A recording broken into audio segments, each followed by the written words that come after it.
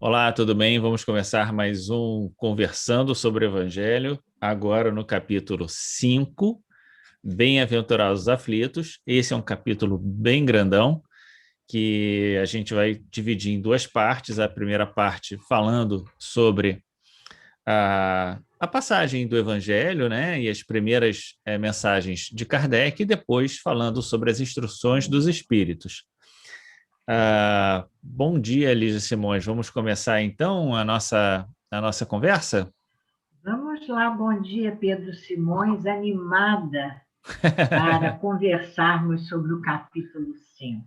Então, quem não assistiu ainda os capítulos anteriores, tem um cardzinho aqui em cima que você pode acessar. E esse capítulo começa com uma passagem de Jesus em que ele diz: Bem-aventurados os que choram, pois serão consolados. Bem-aventurados os famintos e os sequiosos de justiça, pois que serão saciados. Bem-aventurados os que sofrerem perseguição pela justiça, pois é dele o reino dos céus. E aí, Lígia Simões, o que a gente começa comentando aí sobre esse capítulo? Eu acho importante perceber mais uma vez o método de Kardec, porque Kardec começa sempre os capítulos com as referências evangélicas. Porque a proposta desse livro é o estudo do Evangelho de Jesus à luz do Espiritismo. Então, ele traz a mensagem crística e depois ele vai analisar para nós. Bem-aventurados os aflitos, isso parece discordar do nosso sentimento nesse mundo de aflições, de misérias, como Kardec anteriormente definiu. Por quê? E ele coloca esse questionamento, né, nosso. Por que tanta luta, tanta dor, tanto sofrimento? Porque uns sofrem mais do que os outros. Como é e por que o Senhor diz que são bem-aventurados aqueles que sofrem? Ai dos ricos que têm neste mundo a consolação. Se nós não tivermos a luz do Espiritismo para entender as palavras de Jesus, isso vai nos parecer muito incoerente até, não é verdade? É isso, e ele começa exatamente, primeiro, né, lembrando que os capítulos anteriores, como a gente tinha falado, são uma base para a gente entender exatamente, chegar nesse capítulo 5 e entender as nossas aflições. Então, a encarnação no mundo de provas e expiações, o olhar da vida espiritual, tudo isso a reencarnação, a justiça da reencarnação, tudo isso é elemento, né? É fundamental para que a gente possa construir uma base de conceitos que vai explicar os sofrimentos. E exatamente a ideia da vida futura, que está no capítulo 2, né, vai aparecer aqui na justiça das aflições, quando ele diz que somente na vida futura podem efetivar-se as compensações que Jesus promete aos aflitos da terra. Então, se a gente não tem a ideia da vida futura consolidada para nós, a gente vai viver esse mundo, né, com um jugo pesado do mundo, sofrendo fortemente, né, e mais intensamente essas aflições, sem compreendê-las e sem perceber o que pode vir a ser, né, o que elas podem nos trazer na vida futura. Então, sem essa noção, é como se essas mazelas, essas dificuldades, né, acabassem tendo um peso muito maior do que elas têm quando a gente tem essa noção. Com certeza. Se nós olharmos a nossa vida pelo viés da unicidade da existência, Kardec mostra isso, nós nos sentiremos profundamente injustiçados, É, porque muitas vezes não encontramos razão para tanto sofrimento, tanta ralação, né? E aí Kardec vem, e aí, Pedro, uma coisa muito perigosa pode acontecer, que é nós desacreditarmos de Deus em sua infinita misericórdia e justiça. É exatamente nesse ponto que Kardec vai firmar toda o seu raciocínio, a sua discussão, quando ele fala, é na justiça divina que nós vamos encontrar, não é, a compreensão para as aflições da vida que são causadas, e aí entra o que para mim nesse capítulo é um desafio da gente pensar, as aflições da vida causadas pelas vicissitudes da existência corporal. Você sabe que, desde que a gente estuda a doutrina, e aí eu me recordo nossos encontros com os queridos Beth, Mauro Perti, lá no Leon Denis, nos estudos para os dias de carnaval, a gente discute o sentido da palavra vicissitude. E já ouvimos as mais diversas interpretações sobre o sentido de vicissitude. Então, eu tive vontade de, como a gente gosta de dizer, né, Pedro? Olha, com o lápis na mão, fui buscar nas obras da codificação vários momentos em que Kardec usa a palavra vicissitudes.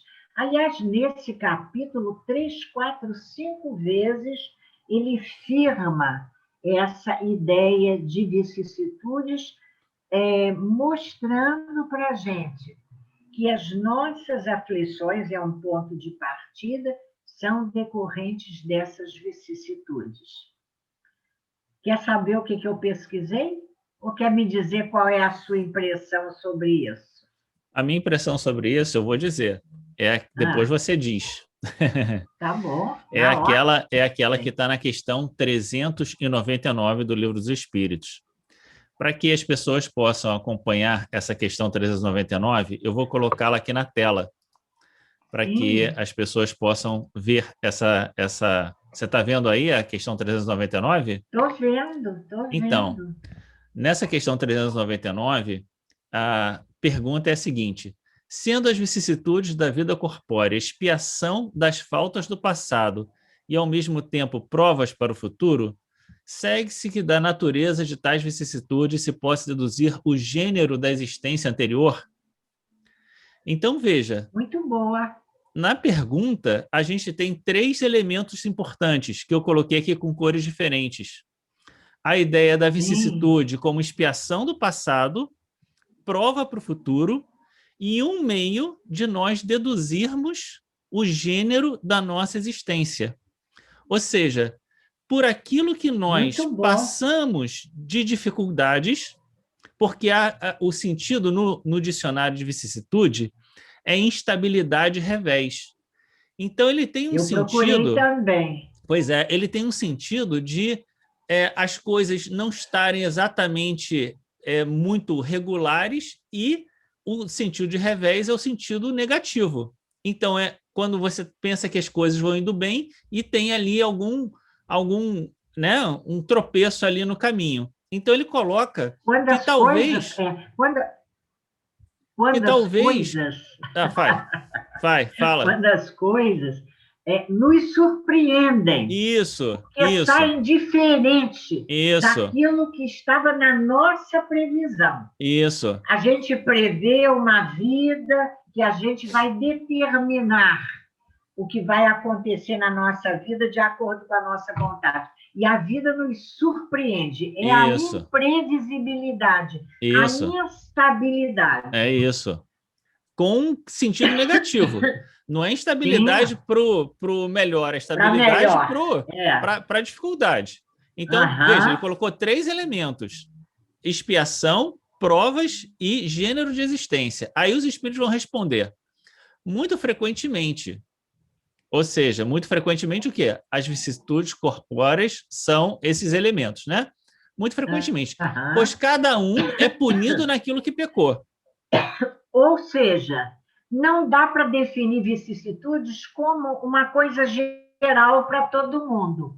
A vicissitude pega diferente de um para o outro. Exatamente. Cada um passa pelas vicissitudes de acordo com aquilo que pecou. Ou seja, com os erros do passado, ou seja, com as suas expiações próprias. Ninguém sofre. A necessidade de aprendizado. Exatamente, exatamente. Aí vai continuar a resposta. Entretanto, não se deve daí tirar uma regra absoluta.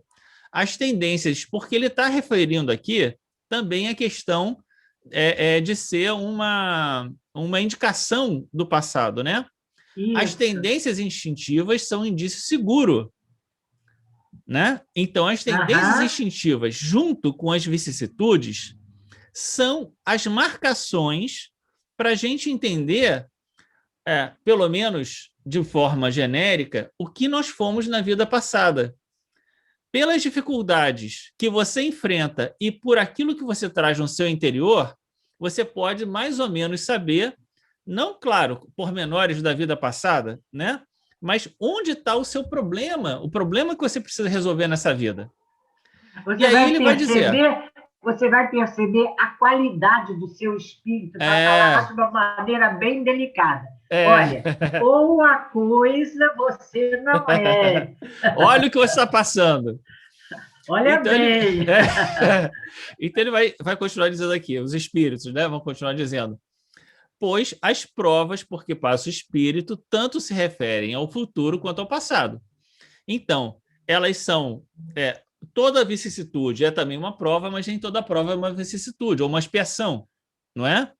E aí, lá no Evangelho, aqui mesmo nesse capítulo, isso.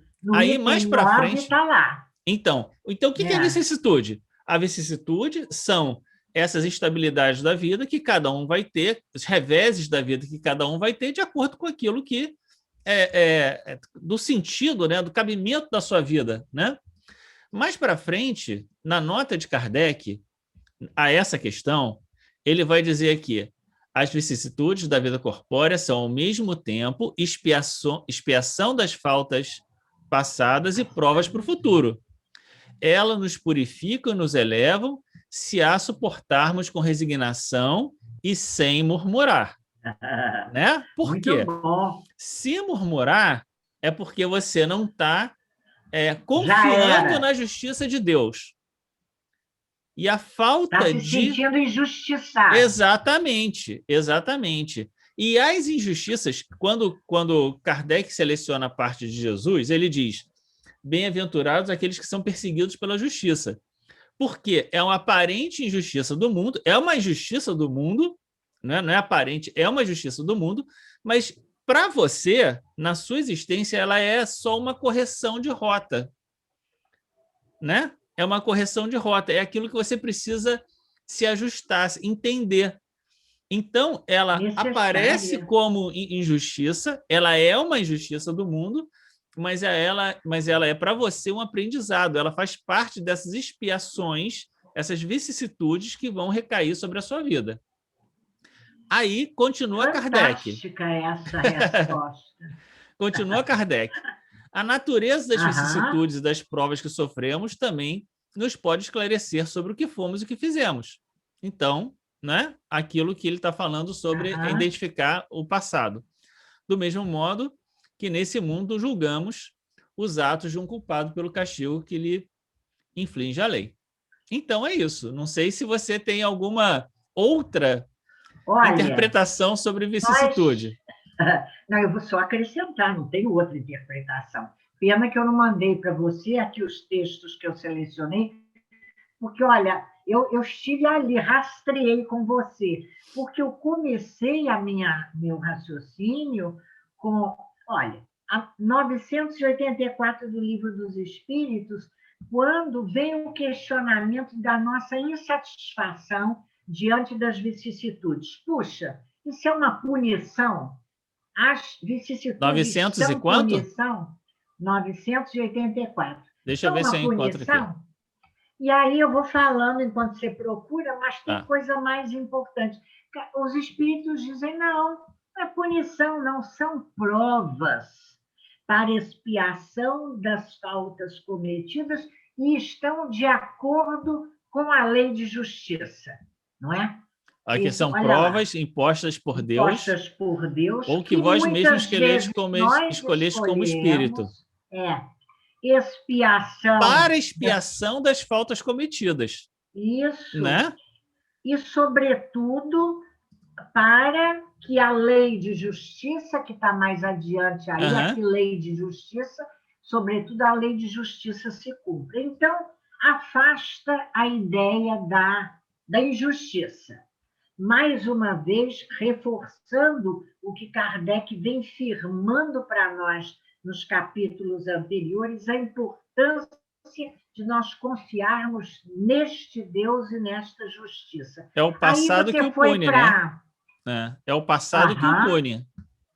É a Mas nossa aqui eu história. acho que tem uma questão interessante, que é um Ah, acréscimo, de fato, que é essa ideia de que você pode ter quase que como compulsoriamente essas vicissitudes, mas você pode também escolhê-las como espírito, né? Ou seja, que vai ser complementado com um comentário que tem aqui nessa parte, que ele vai falar dos 5 tipos de pois é, você sofrimento. sabe Depois que... eu vou comentar sobre você isso. sabe, depois a gente vai chegar lá. Tá. Deixa eu Tem alguma outra acabar minhas questão aqui do Livro dos vicissitudes. Espíritos? Você sabe, não, pera lá, você sabe que eu tenho tanta certeza de que a gente pode realmente escolher, que às vezes eu digo para mim mesma, onde eu estava com a cabeça quando escolhi isso. Eu Tem devia aquela. estar transtornada. É o contrário, né? Transtornada a gente está agora. Mas Tem deixa aquela. eu continuar. Tá, vai. Tá. Tem Começa. aquela história daquela família que resolveu todo mundo encarnar junto, né? E aí depois estava todo mundo reclamando da família, todo mundo reclamando uns dos outros. Uma barra pesada, né? E o É, espírito disse: mas vocês pediram para vir todos pois juntos é. de Então às uma vezes vez? escolhe. Às É, vezes escolhe. Aí você foi lá para 399, eu fui na 393, onde tem 393. uma coisa muito interessante, que não vou analisar ela toda, não, eu vou destacar uns itens, que é quando Kardec, na sua pergunta, ele associa a ideia de vicissitudes às tribulações da vida. É muito bom a ideia de tribulação, os reveses no dicionário, as tribulações da vida. E Aqui quando como ele diz concebe-se que as conciliar tribulações da isso? vida lhe sirvam de lição, né? Mas se ele não lembra, aí olha o gancho com o esquecimento do passado que vem daqui a pouco. Cadê a justiça de Deus? Ele ainda está questionando a justiça. Olha o Aham. caminho, né, do raciocínio lúcido de Kardec. E nessa resposta, que é uma resposta grande, que a gente deve ler e refletir, mas nós não vamos analisá-la toda, porque pararíamos aqui, a gente vai, os espíritos vão reforçar junto a Kardec, né? Essa ideia de nós estarmos reparando nossos enganos ou nossa ignorância, é importante isso, expiação ou prova, e percebendo as vidas anteriores, vamos compreender, não é, a justiça divina, percebendo a justiça na posição que ocupamos no mundo, não é? A ideia é E que aí você escolhe essas vicissitudes como maneira de reparar o passado. não dá para estar em outro lugar, olha, só Aham, deu para chegar aqui. Isso aham. foi o melhor que a gente conseguiu para você, né? Vê se A faz, melhor, vê se melhor aproveita, né? posição.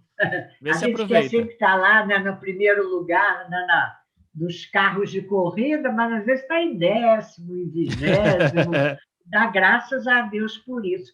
Aí ele vai falar da importância das lutas que são sempre apropriadas ao nosso adiantamento. É bárbaro isso, porque é botando na vida prática. Olha a vicissitude, olha a tribulação e pensa, o que é que eu tenho que aprender com isso? Porque isso e agradece a Deus, porque agradece, porque é a sua chance, né? Mas agora, graças a coisa. No fundo, é essa. Mesmo. Isso, no fundo, é esse o sentido do bem-aventurado aflito. É que ele compreende, agradece a Deus o estar colocando naquela provação e vai fazer o melhor, né? Vai trabalhar com alegria dentro daquela dificuldade. E aí tem um aspecto interessantíssimo nessa resposta, que eu aconselho você a reler depois toda com calma, porque os espíritos trazem para Kardec dois aspectos interessantíssimos da nossa condição nessas lutas necessárias ao nosso adiantamento. É quando eles contrapõem duas ideias para falar da nossa resistência, da nossa dificuldade em aceitar as lutas. Eles contrapõem as tendências instintivas, de que a gente já comentou, não é? Que é aquilo, né? Eu sou assim, esse é o meu jeito, não consigo ser diferente, com a voz da consciência que nos fala. Aí a angústia, aí mora o conflito. A lembrança do passado, presente nas tendências instintivas, nos convidando a repetir as experiências viciosas do passado, mas também a nossa consciência jamais acordada. E aí nós ficamos entre uma coisa e outra, a dificuldade de escolhermos e fazermos a boa resistência sendo uma nova criatura, não é verdade?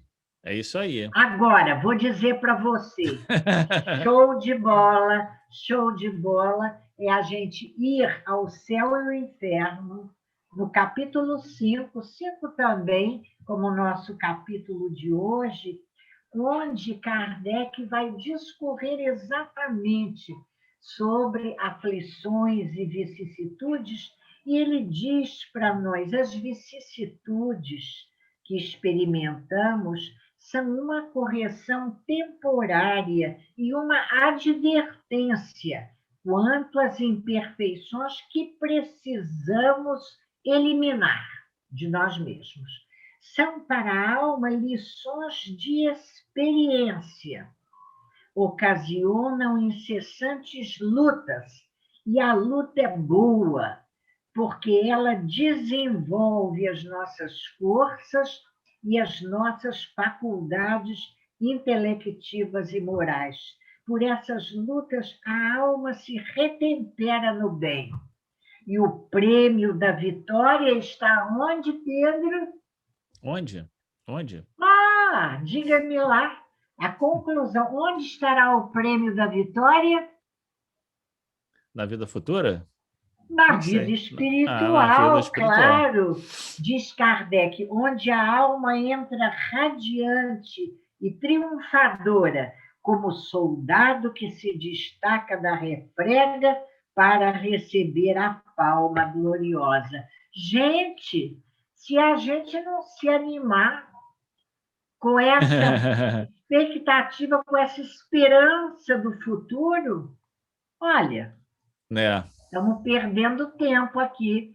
Somos soldado derrotado. Eu não quero. Você quer ser soldado derrotado?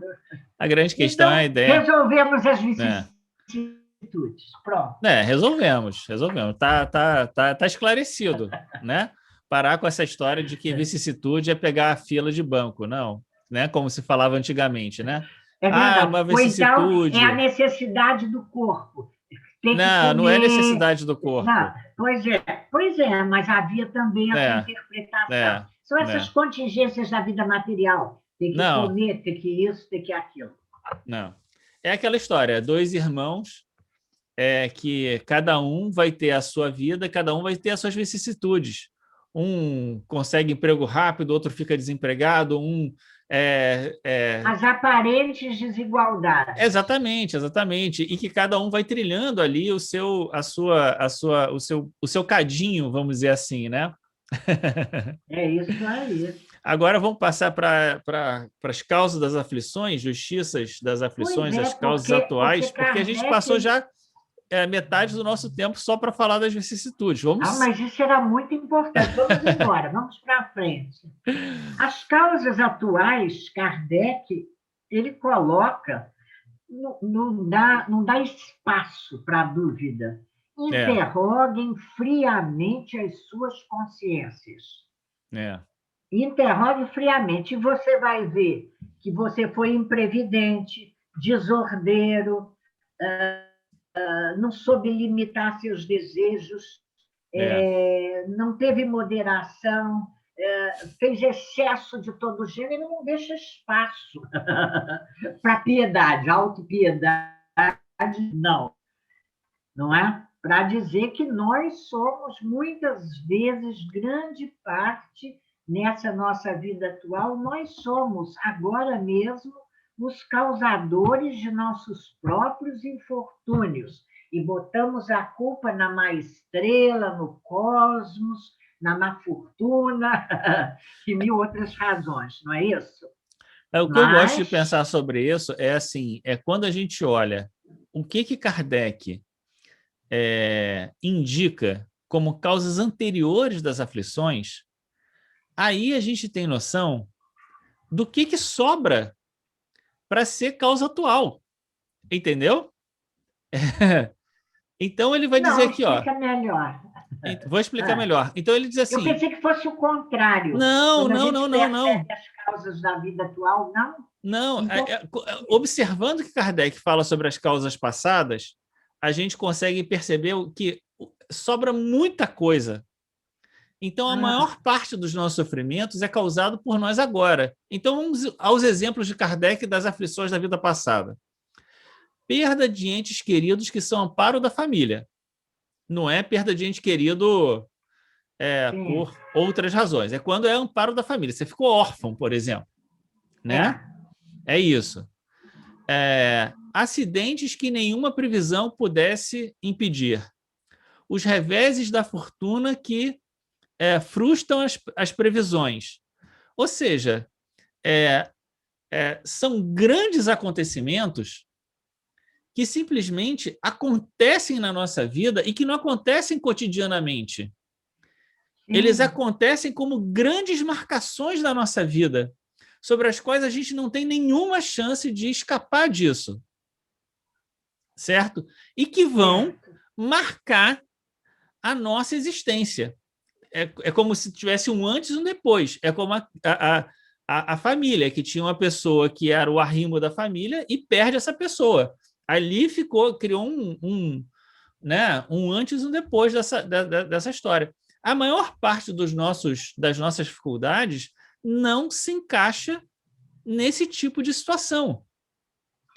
A Não maior parte combina, às das. vezes, com o esforço que a gente está fazendo agora, para também a gente não se botar tão assim, né? Puxa, eu estou me esforçando para ser legal, mas olha, a vida está só me dizendo não, não, não. Porque às vezes a vida diz não para a gente, né? Não é O que por aí. acontece é, é que, embora a gente ache que a gente está sendo legal, muitas vezes a gente não consegue perceber que por trás essa aparência de ser legal tem uma pontinha de orgulho, tem uma pontinha de vaidade, tem uma pontinha né, de uma porção de probleminhas que a gente não resolveu e que vão É. causando né, Essas problemas na nossa vida, vicissitudes, né? Vão essas complicando a nossa vicissitudes. vida. É. Agora, é muito bacana também, e está aqui ainda nessas causas atuais, quando ele usa uma expressão que vale a pena, que gosto de fazer essa pesquisa, é quando ele fala assim que, para falar da ideia de punição, de castigo, que a gente traz, né, de outras concepções religiosas, porque nós passamos, e é interessante Porque a época de Kardec, às vezes as pessoas, os estudiosos, companheiros queridos nossos, comentam: porque Kardec se utilizava de um vocabulário que herdado da igreja, disso e daquilo. Eu penso, sabe, que era importante fazer esse link, né? Para trazer uma nova ideia, como ele foi sábio quando ele se utilizou de alguns vocábulos que eram da ideia da época para trazer uma ideia nova. Isso acontece, por exemplo, quando ele diz aqui no item 5, não estou enganada, não, que o homem é sempre punido por aquilo que pecou, né? Por Isso, aquilo que pecou. exatamente. Eu gosto, o homem é sempre Passagem. punido. Pois Mas é, é o que uma eu outra ia passagem. comentar, que é bem interessante, né? É essa questão da ideia do pecado, né? Porque já no Evangelho de João, eu acho que em João, no capítulo 3º do Evangelho de João, ele diz que o pecado nada mais é do que a transgressão aos mandamentos de Deus. Essa é uma ideia boa demais, né? Na verdade, é E só uma aí, quando a maneira. gente... É as só uma maneira de maneiras falar. de entender. E aí a gente pesquisa, quer dizer, a origem da palavra pecado é sair da rota, no grego, né? É sair da rota. No latim, pecare é perder o pé, pisar em falso. Olha que interessante. E no hebraico, o significado é errar o alvo, ir na direção contrária. Que direção contrária é essa? A direção contrária à lei de Deus. Aquele que tomar do arado e olhar para trás não merece o reino dos céus. O que é olhar para trás? É porque quando você olha para trás, você já não firma o arado, né, para abrir as valas na terra retinhas. Uhum. Aí você perde a direção quando você se distrai e olha para trás. Então, a ideia do pecado. Isso é legal, né? Outro dia eu fiz esse estudo do arado no livro Pão Nosso, por isso que eu estou sabendo. Fiz a pesquisa do que era o arado ao tempo de Jesus. Mas a ideia de errar o alvo. Isso também nos ajuda a sermos compreensivos e tolerantes com a nossa própria ignorância. Eu achei que esse era o melhor caminho. Não deu certo, errei a direção. Fui pela estrada larga. Vou voltar para o caminho. É só voltar e pronto. Vamos refazer e reparar os enganos cometidos, não é isso? É isso.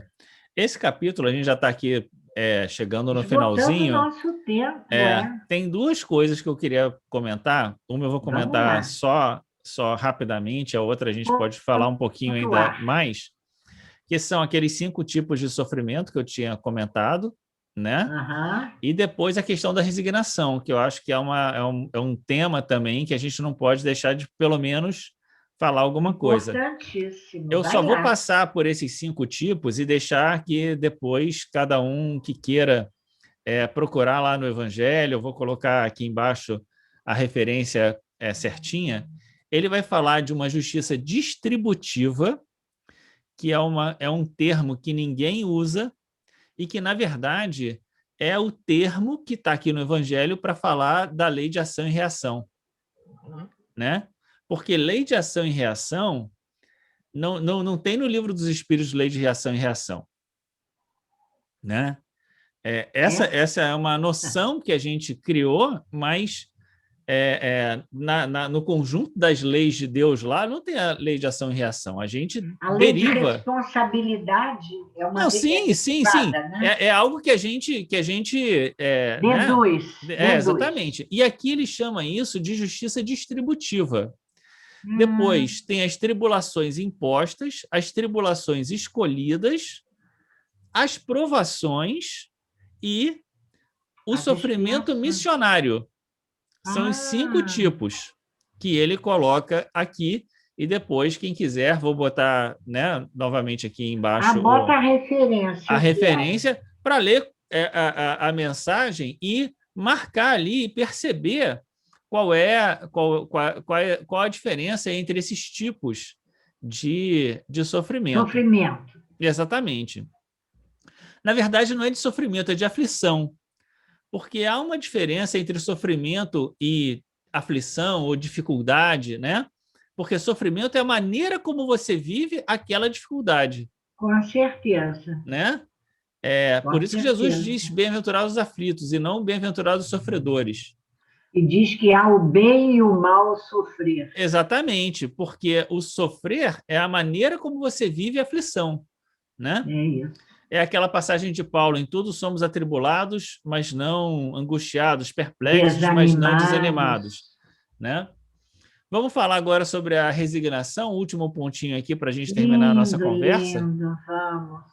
O homem pode suavizar ou aumentar o amargor de suas provas, conforme o modo por que encare a vida terrena. Que mensagem belíssima de esperança para nós, né? Nós podemos suavizar, né?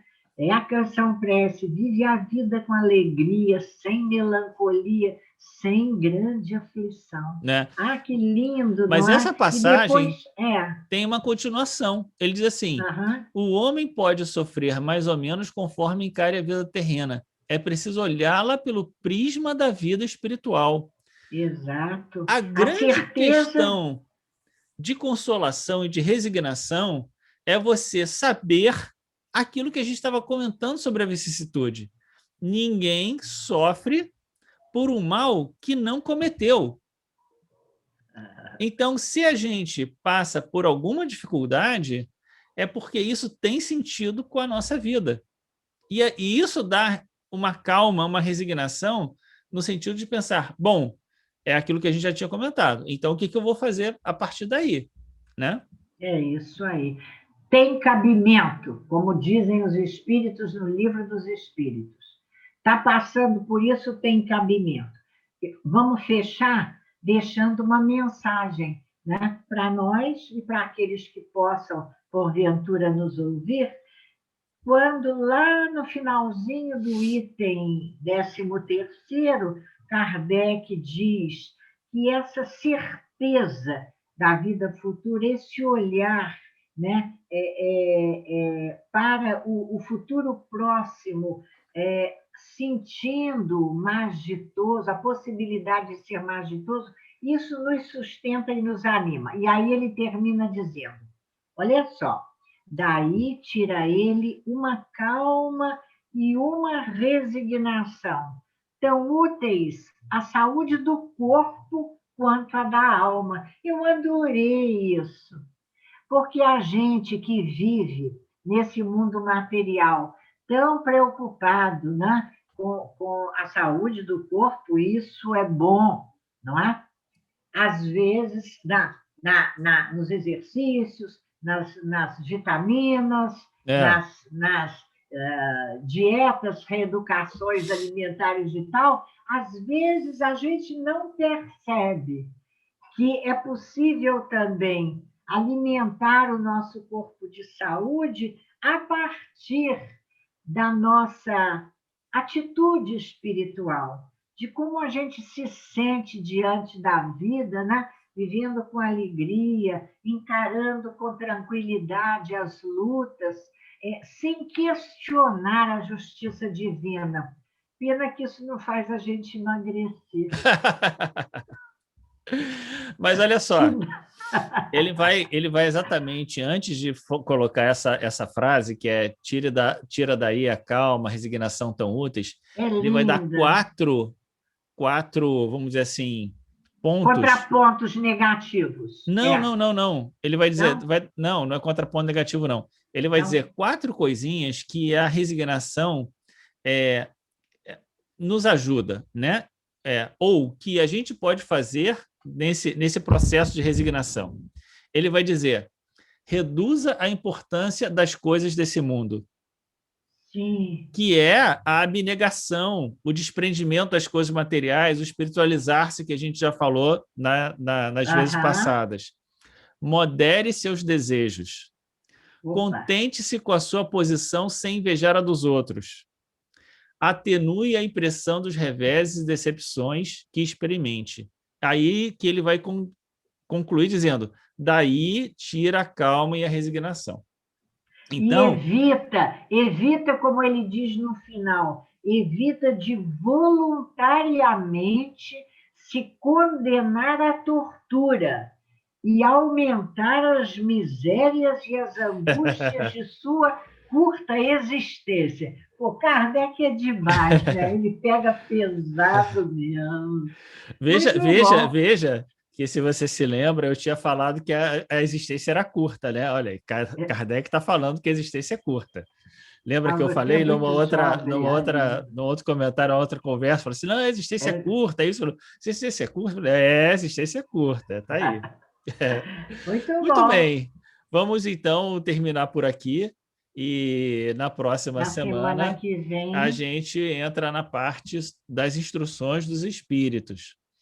Que vão traduzir para nós pontos importantes dessa primeira abordagem dos fundamentos doutrinários que Kardec fez para a gente.